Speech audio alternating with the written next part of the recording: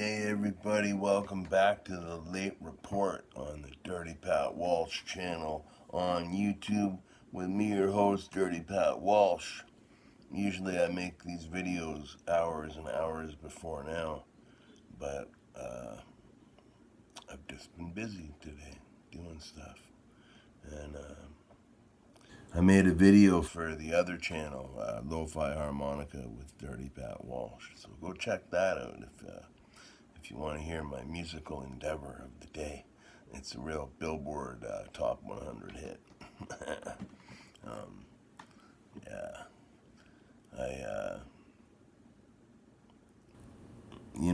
it's good. I like writing songs from my own experience, and it's kind of a song I wrote after the last few days of being sick.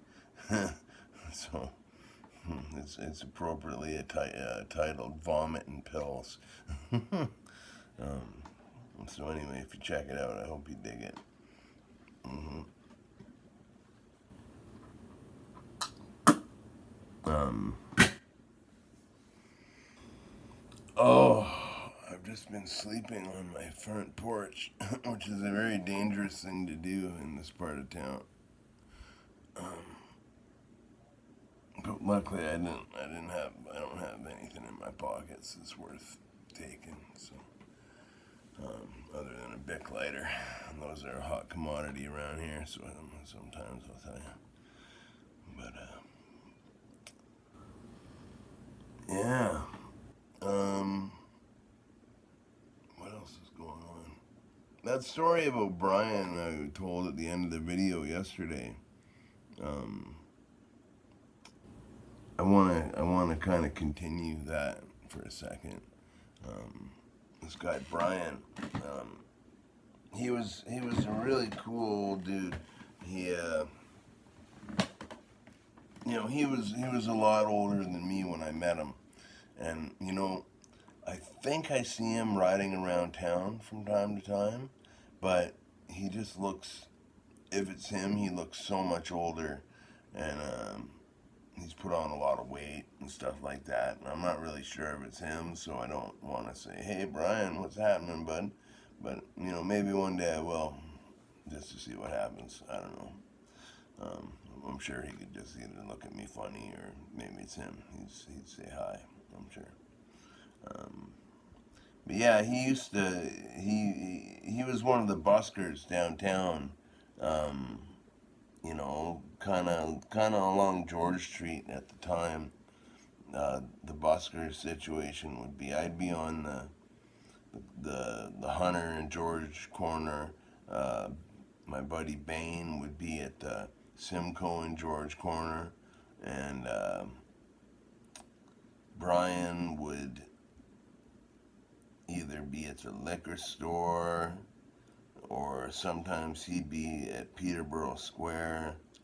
Um, Peterborough Square is like this like ghost mall downtown, and there's a big front to it, like a big I won't say patio, but there's a big sidewalk front to the mall with lots of room for busking. Um, I used to back when Glenn and I were busking, we would play there sometimes. It's a great spot. Um, yeah, and that was cool. And Brian really liked me because I played harmonica, and he played harmonica, and yeah, he'd always ask me. That would be the thing. You still playing harmonica, bud? And I would always say yes. And he'd say, keep it up. Um, Now, if it wasn't Brian or Bain busking at one of those spots, there's usually this guy we called the Cowboy, and I think he's still around. I'm pretty sure he's still around. The Cowboy. He wears a big 10-gallon Texas hat. Uh, just has like whatever he'll have an acoustic guitar. I'm sure he's the kind of guy he pawns his guitar and gets a new one like all the time. They're usually cheap, shitty acoustic guitars, whatever. Those are great for busking. Um, Yeah, and he'll the guy's a complete he was barred from the Only when I worked at the Only. Um, he's a real difficult personality, but he'd stand there and he'd just croon these country tunes, like old style country tunes, for hours, and he was quite a good musician in that way. But yeah, very difficult personality otherwise. So um,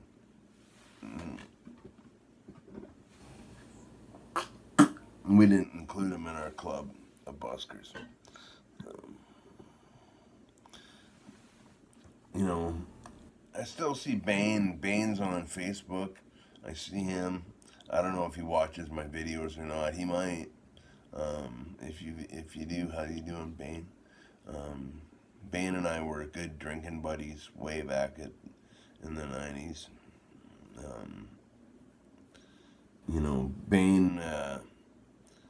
Bane showed me a lot of the ropes of busking that made it a whole lot easier for me.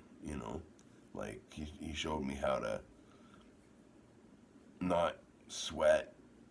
Like, don't come out with like a list of your like a set list and play your set list. You know, like you just got to go with the flow. He taught me how you can stand there and just have a cigarette and play a few chords and you know, it'll get you by.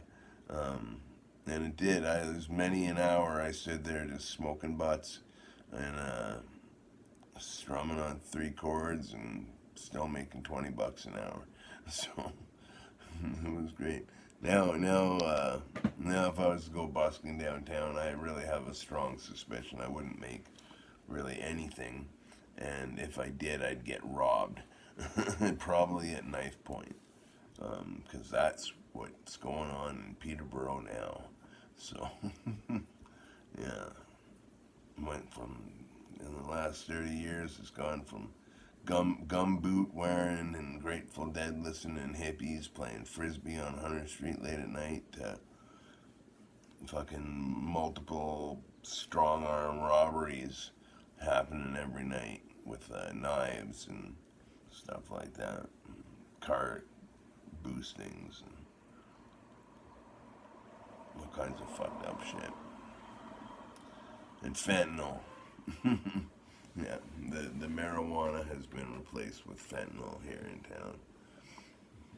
Marijuana used to be the city's number one drug by far, for years.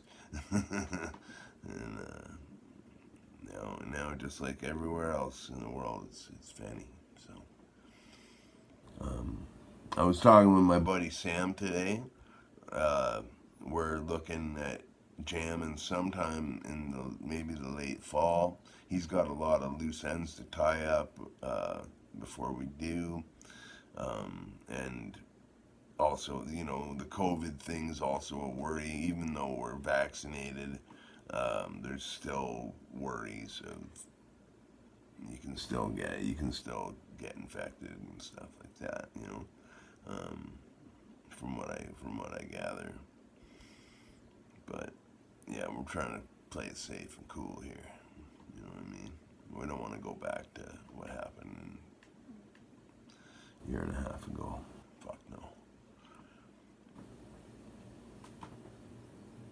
But all right, people. I took up 10 minutes of your time. Um, I hope you're all doing good and well. I hope you all had a really great day today. Um, that's the stuff and things for Wednesday this week. Um, Please go check out my video on my other channel, Lo-Fi Harmonica with Dirty Pat Walsh.